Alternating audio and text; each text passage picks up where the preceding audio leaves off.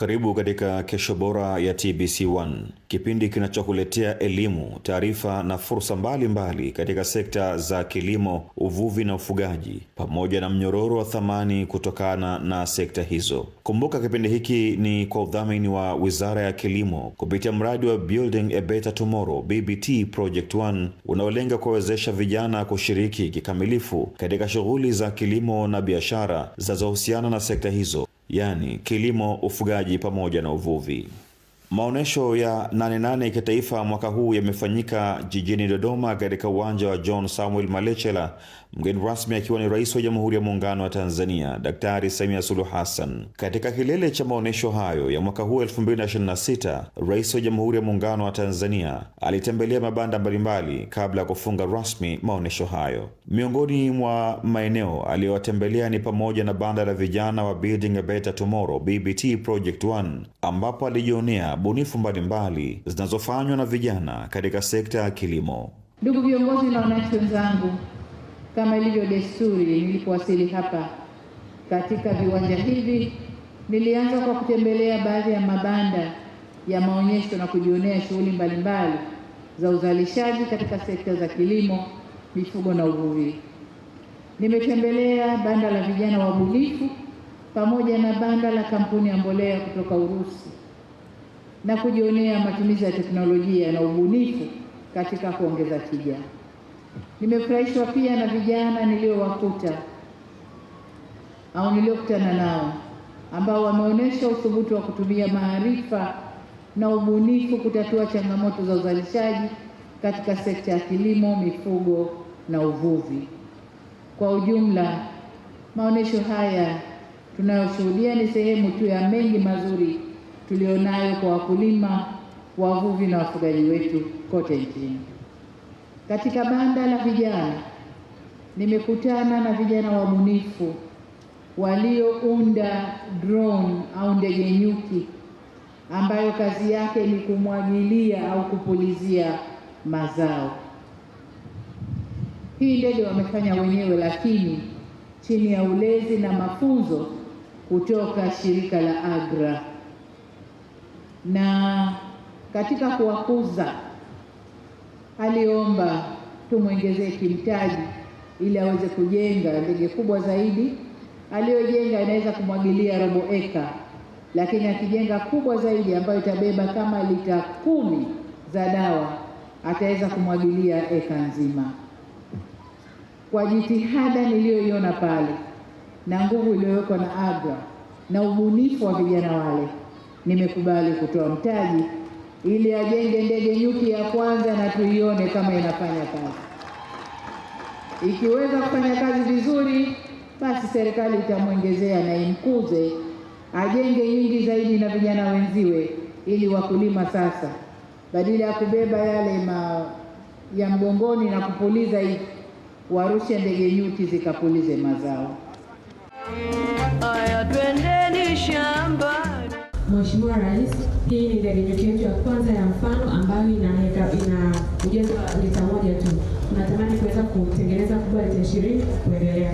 Hii tuliweza kufanyia demo ambayo inaweza kukava labda robo tu, lakini kwa kufanyia kazi serious shambani tunahitaji lita 20, angalau ikiwa minimum sana lita 10. Mheshimiwa, tunaweza kutengeneza hizo? Ndio, hii tumetengeneza sisi wenyewe from scratch. Na hii ina cost kiasi gani? Hii hapa Mheshimiwa tumetengeneza kwa shilingi 4.5 million, lakini kwa lita 20 tunategemea sasa kutengeneza kwa kuanzia shilingi 20 million. Kuanzia 20 million. Ndio Mheshimiwa. Sasa tufanye hivi. Ndio Mheshimiwa. Tasila. Ndio Mheshimiwa. Mimi nitakuwa 20 million. Asante Mheshimiwa. Tengeneza ya kwanza. Sawa Mheshimiwa. Ifanye kazi nyingine. Sawa Mheshimiwa. Ndio Mheshimiwa. Asante sana. Mheshimiwa Rais, mbele yako ni vijana wa BBT mifugo na uvuvi ambao tunajishughulisha na mimi. Jina langu naitwa Nuria Bakari Hamadi kutoka mkoa wa Kaskazini Pemba, wilaya ya Wete, na nikiwa na kijana mwenzangu ambaye anaitwa Amani Aniana, anayejishughulisha na ufugaji wa ng'ombe na uchekeshaji wa ng'ombe. Mheshimiwa Rais, mimi najishughulisha na uongezaji wa thamani wa zao la mwani. Mwani ni zao ambalo linalimwa baharini lenye virutubisho zaidi ya 92 ambalo linasaidia kushusha kisukari, pressure, vidonda vya tumbo, gesi. Mheshimiwa Rais, mimi nachakata mwani kutoka mwani wa majani na kuprocess kuwa mwani wa unga, baadaye nazalisha bidhaa mbalimbali zinazotokana na mwani na malighafi nyingine. Nina vijana 4 ambao akiwemo mwanamume mmoja, wanawake 2 na nimewaajiri. Pia Mheshimiwa Rais, nimemiliki viwanja 2 ambavyo natarajia kujenga kuendelea kuongeza thamani zao la mwani.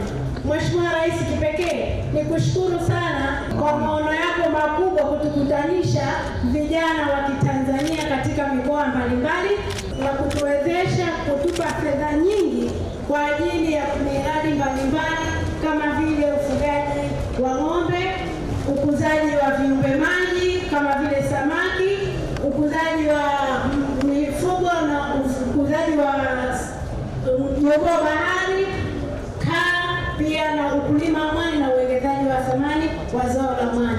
Tunashukuru sana na vijana tumefaidika sana. Mheshimiwa Rais, tumeweza kujiendeleza na tunajiajiri na kuajiri vijana wengine bila kutegemea ajira ya serikali.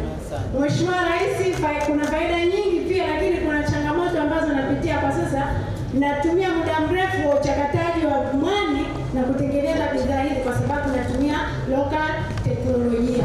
Mheshimiwa Rais, natamani serikali ya Jamhuri ya Muungano wa Tanzania inipatie vifaa vya kutendea sasa ili niweze kuzalisha na kuuza masoko yangu zaidi ndani na nje ya Tanzania. Mheshimiwa Rais, karibu sana, tunakushukuru pia, karibu tuungishe vijana wako. Watakuja watu wangu kuwaonyesha. Sawa. Hongera mfuga ng'ombe. Kazi inaendelea. Unafugia wapi? Mkoa wa Kagera. Mkoa wa Kagera. Katika ranch ya Kagoma. Ndio. Mambo yanakwenda vizuri. Mambo yanaenda vizuri kabisa. Tunategemea ndugu yetu Rais Mkuu utusaidie tuweze kupata, tuongeze pale, tunataka tuweke shamba la malisho ili tuanze kuwafundisha na watu tuepukane na vile vita vya wakulima na wafugaji. Sawa. Kupitia elimu ambayo tutaweza kuwapa ya malisho, na hapa hizi ni mbegu ambazo tunazo. Haya, mawaziri wamekusikia. Asante sana. Asante sana. Haya, Jerene. Asante. Sisi tuko chama cha ushirika cha Chinangali pamoja na Ndogowe. Chama chetu cha ushirika tuko vijana 210, wanawake 93 na wanaume 117. Chama chetu cha ushirika kinajihusisha na uzalishaji wa mazao mbalimbali, mazao ya nafaka pamoja na mboga mboga na matunda. Mheshimiwa Rais, chama chetu cha ushirika kina malengo makubwa miaka 3 ijayo, ambapo tunatarajia tuzalishe kwa ukubwa zaidi, tuweze kuilisha nchi yetu pamoja na kuuza nje ya nchi. Mheshimiwa Rais, tunashukuru vijana kwa kutupa fursa hii, vijana kuwekeza katika Wizara ya Kilimo. Tunakushukuru na tunakukaribisha katika shamba letu la Chinangali. Asante kuwaona. Biashara ikoje? Biashara inaenda vizuri Mheshimiwa Rais, na sisi vijana tunaanzia sokoni na tunaishia shambani. Hivyo mazao yetu tunayozalisha tunaingia mkataba na wateja, ndipo tunaenda kuwazalishia. Na yanachukuliwa yote mkivuna? Ndiyo Mheshimiwa Rais. Na wenyewe mnapata chakula pia? Ndiyo Mheshimiwa Rais. Hongereni sana. Asante, karibu. Aya, twendeni shambani. Unazungumzaje nafasi ambayo umepata kutoka kwa Mheshimiwa Rais kupita katika eneo lako na kueleza mahitaji yako na zile ndoto ambazo uko nazo? Nina furaha sana, kwani hatukujua kama hii ndoto ingeweza kutimia. Kuanzia muda tunavyoanza kufanya innovation yetu mpaka leo hii. Ninawashukuru sana serikali kwa ujumla chini ya Wizara ya Kilimo kuona teknolojia hii inaweza kuwafikia moja kwa moja kule wakulima, na hasa ahadi ya tuliopewa na Mheshimiwa Rais ya kufikia ile ndoto yetu ya milioni 20 kuweza kutengeneza ndege nyuki mkubwa ambaye ataweza kuonyesha kufanya hichi kilimo na kufanya upuliziaji wa viuatilifu kule shambani. Hii hakika kwetu ni ndoto iliyotimia. Nini unawaambia vijana wengine kuchangamkia fursa kama hii ambayo nyinyi mmeipata na hii leo mnaona kwamba ndoto ambazo mlikuwa nazo zinakwenda kutimia kwa sasa? Tunawaambia vijana wengi waendelee kuingia kwenye kilimo na waweze kufanya bunifu mbalimbali za kiteknolojia, kwani serikali tayari ina utambuzi mkubwa wa kuona kwamba teknolojia hizi zinahitajika kule na ni suluhisho sahihi kwa wakulima. Ni rai yangu na ni wito wangu kwa vijana wenzangu, tuendelee kujitoa kufanya mambo haya ya kiteknolojia ambayo yanaenda kutatua changamoto za wakulima, wafugaji pamoja na wavuvi. Uliwahi kuwaza siku moja kwamba kuna siku utazungumza moja kwa moja na Mheshimiwa Rais namna hii na kumweleza ndoto ambazo uko nazo? Hapana, sikuwahi kufikiria, kwani hata ile wanavyosemaga ukikutana na Mheshimiwa Rais kwenye elevator dakika 3 utamwambia nini, ilikuwa tu ninaona ni ndoto za bunuasi, lakini hakika leo imetimia. Ni furaha yangu sana. Mara ya kwanza unapewa mic sasa kuzungumza, kueleza kile ambacho uko nacho na Mheshimiwa Rais yuko hapa na kutazama, ulikuwa katika hali gani? Cha kwanza sikuamini kama nimemuona live, kwa sababu nimekuwa nikimuona kwenye TV tu. Nilipomuona moyo wangu ukajawa na furaha, nikaweza kuelekeza na kusema kile ambacho tunakifanya sisi kama vijana, na furaha yetu kubwa ikatimia, kumuonyesha vijana tunachokifanya, na yeye akaona ni tija gani hata tunaweza kuleta nchini kwetu. Na mtazamaji wa TBC, mtazamaji wa Kesho Bora, tuendelea kutazama namna ambavyo furaha alikuwa nayo vijana hawa ambao Mheshimiwa Rais amepita katika banda lao, amepokea maelezo ambayo alikuwa nayo, lakini pia mahitaji ambayo alikuwa nayo. Wamezalisha ndege nyuki huyu ambaye ana uwezo wa kubeba lita 1, lakini ndoto yao kuweza kuzalisha ndege nyuki ambaye atakuwa na uwezo wa kubeba lita 20 na hakuna wapate angalau lita 10. Mheshimiwa Rais ameahidi atawapatia ndege fedha milioni 20 ambayo itaweza kuzalisha ndege nyuki wa kubeba lita 20 au 10. Lita 20, na amesema kama kwanza atawapa hiyo kwa ajili ya kutazama namna gani ndege nyuki huyo atakuwa anafanya kazi. Katika maeneo hayo Mheshimiwa Rais amepita katika mabanda mengine kuzungumza na vijana wengine, miongoni mwao katika banda ambalo la vijana kutoka kule Kagera ambao wao ni wazalishaji wananepesha ng'ombe, lakini pia kwa wale ambao wanaongeza thamani katika bidhaa za mwani. Kijana huyu yeye ananenepesha mifugo, na Mheshimiwa Rais amepita katika banda hili na apata nafasi ya kueleza kile ambacho wao wanafanya katika mkoa ule wa Kagera. Atuambie, umejisikiaje Mheshimiwa Rais kufika katika eneo hili? Kwa kweli nimefarijika kwa kiasi kikubwa sana, na nimefurahia kumwelezea changamoto zetu na jinsi alivyoweza kutufariji mpaka leo hii vijana tunajiamini, na ametupa ujasiri wa kuzidi kusonga mbele.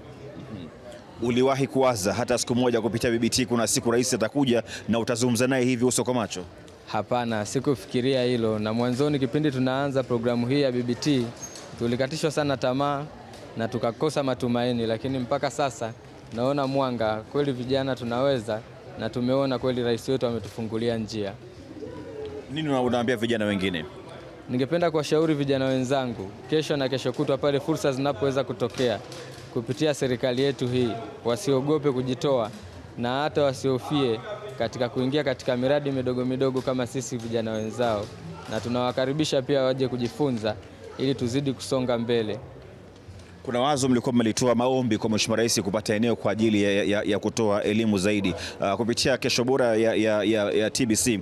Tuambie kile ambacho hasa mnataka kwenda kufanya mara baada ya kupata eneo na uwezo namna hiyo. Tunaamini kwamba tukiweza kupata hilo eneo la kuweza kukaa na kushauri na kuwashauri vijana wenzetu pamoja na wafugaji, tutaweza kutoa ile elimu ya unenepeshaji wa ng'ombe, au tunaweza tukasema ufugaji wa kibiashara, ili tuweze kuepukana na kukaa na mifugo mingi kwa wakati mmoja au katika sehemu moja, ambayo inaweza kupelekea matatizo katika jamii yetu nzima. Hivyo basi tungependa kukaa hiyo sehemu ili tukae na wenzetu, tushauriane, tupeane mawazo na njia ambayo itakuwa bora ya ufugaji. Haya ni kijana ambao na kundi lao wapo vijana 5 watu wa kule mkoani Kagera, lakini pia wazalishaji na waongezaji wa thamani katika zao la mwani ni miongoni mwa mabanda ambayo Mheshimiwa Rais amepita hapa na akaomba kuungishwa, na imani alikuwa akihesabu fedha hapa. Bila shaka watu wamekuja kuunga mkono juhudi zenu. Ndio, wamekuja kuunga mkono juhudi zetu na Mheshimiwa Rais katupongeza sana. Unajisikia kuzungumza na Mheshimiwa Rais na kumweleza kile ambacho unafanya? Nimejisikia vizuri sana, kwa sababu ile pia ni miongoni mwa kuendeleza miradi hii na kuweza kuuza na kutafuta soko mbalimbali, kuwa na imani ya watumiaji kama hizi bidhaa zinafanyika na zipo vizuri kabisa. Hii imekupa chachu kiasi gani kuendelea kuzalisha? Imeniongezea motisha na ili nizidi kuongeza, kwa sababu tu Mheshimiwa Rais amekubali kuniungisha mkono na kununua bidhaa hizi, kwa sababu aliye mwenyewe ana imani na hizi bidhaa za mwani. Kwa hiyo na washauri wa Tanzania na vijana waje kutumia mwani na wanunue bidhaa za mwani ili sote nasi tutumie mwani. Mtazamaji, ni katika banda ambalo vijana wa BBT wapo katika maeneo haya, lakini pia kuna banda la Chinangali. Chinangali pale kuna shamba la pamoja la vijana ambao wanazalisha bidhaa mbalimbali, na kwa sasa wamekwenda mbaka kuongeza thamani. Lakini katika banda hili pia Mheshimiwa Rais amekaa sana, na kuna maswali kadha akawa anauliza vijana hawa wanufaika wa BBT kutoka pale Chinangali. Atuambie umejisiaje kwanza kuongea na Mheshimiwa Rais na kupita katika banda lenu? Naitwa Emanuela Peter Chilala. Binafsi nimejisikia furaha sana kuongea na Mheshimiwa Rais na kuonyesha bidhaa na shughuli tunazozifanya katika shamba letu la Chinangali.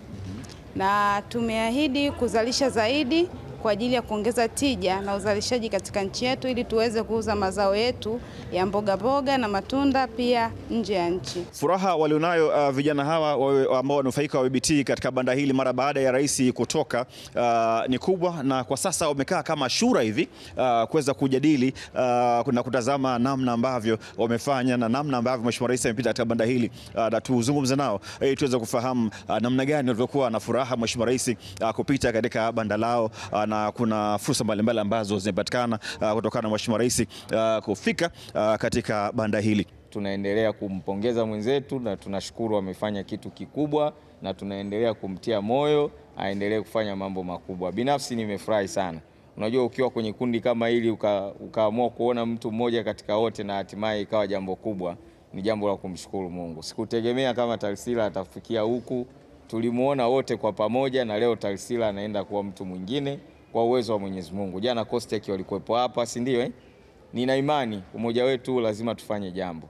Niliwaahidi hatuwezi kumaliza hichi kikao hapa tukaondoka tukasema tumemaliza. Hapana, tuna wajibu wa kuona matokeo ya haya yote yanafikia wapi. Mungu akipenda mwakani sisi sote kama vijana hapa kila mmoja amesogea kuelekea wapi, si ndio? Jamaa mwenye mitego ya panya ikiwezekana atuambie ana magara 10 sasa amefunga mitego yake, si ndio? Yes, yule ambaye ana ubunifu wa aina nyingine yoyote, jamaa wa asali atuambie amelisha zaidi ya watu wangapi, si ndio?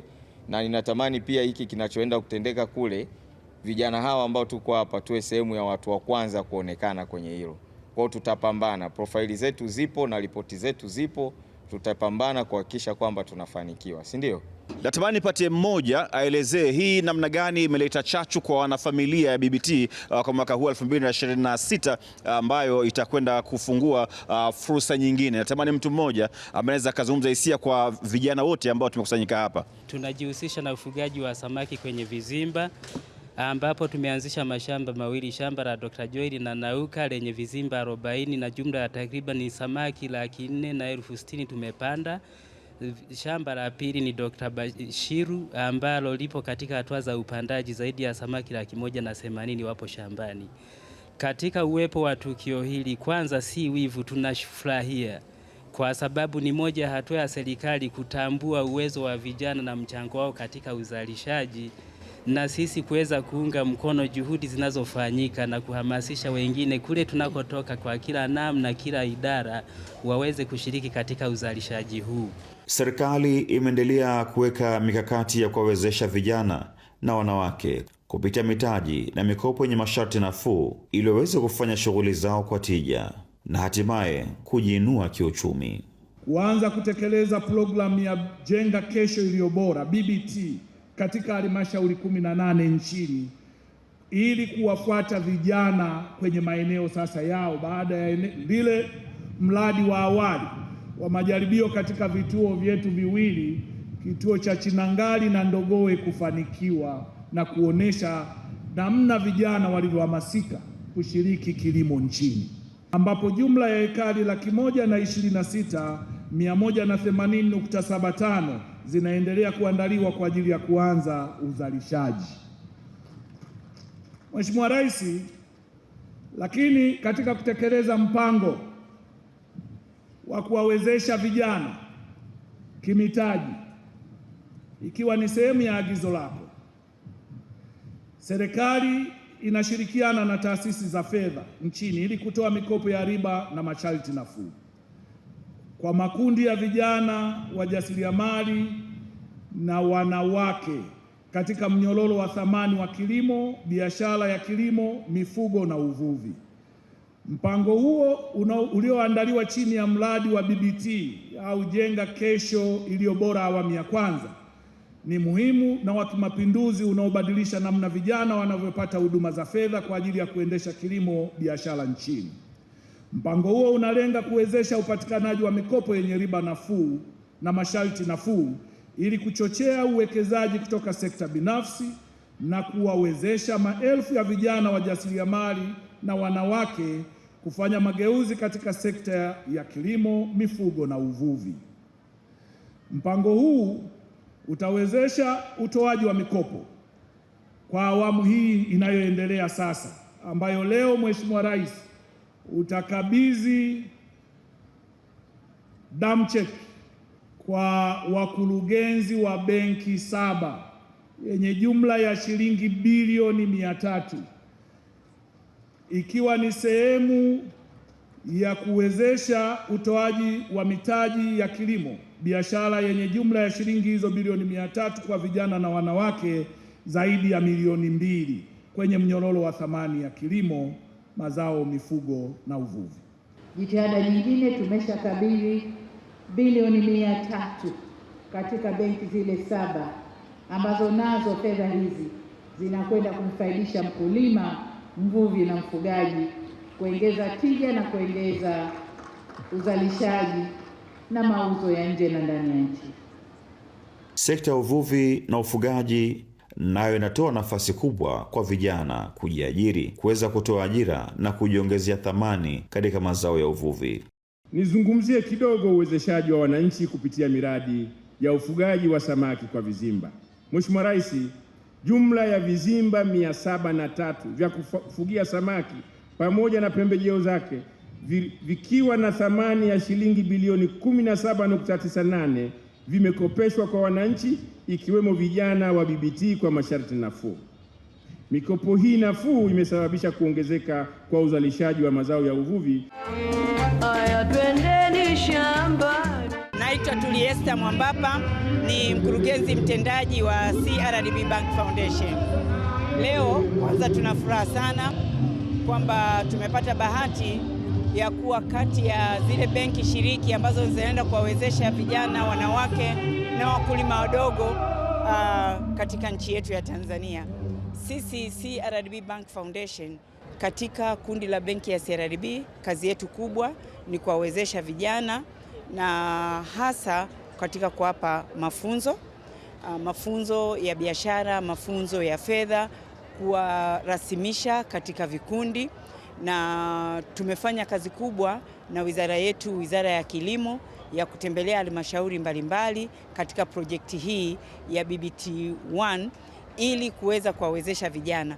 Naitwa Sabri Omar Ali, ni kaimu mkurugenzi bima za kawaida shirika la bima la Zanzibar. Leo hii tupo hapa Nane kwenye viwanja hivi vya Dodoma.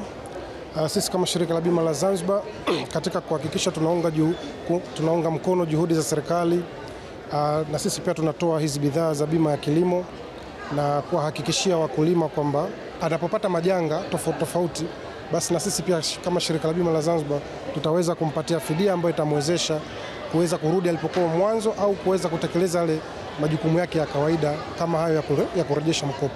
Mradi wa BBT Project 1 chini ya Wizara ya Kilimo na Wizara ya Mifugo na Uvuvi tumezindua mpango kabambe kwa ajili ya kuwezesha upatikanaji wa mitaji kwa vijana na wanawake kwenye kilimo biashara. Itakumbukwa programu ya BBT tumezindua tangu 2022. Tumeanza katika kutafuta mashamba, kuandaa mashamba na kuwezesha vijana.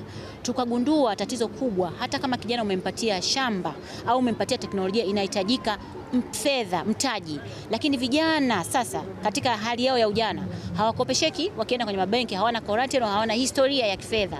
Kwa hiyo serikali ikaona umuhimu wa kuja na huu mpango kabambe ambao utakuwa maalum kwa ajili ya vijana na wanawake ambao wanakataliwa na mabenki mengi. Kwa mpango huu umeandaa bidhaa za kifedha ambazo vijana wa Kitanzania ili mradi tu ana wazo ambalo linaweza kuwa biashara, atawezeshwa kuanzisha biashara. Lakini mpango huu pia unawawezesha vijana wale ambao tayari wameshaanza biashara kwa ajili ya kukuza biashara zao. Lakini tunafahamu kwamba vijana hawafanyi kazi peke yao.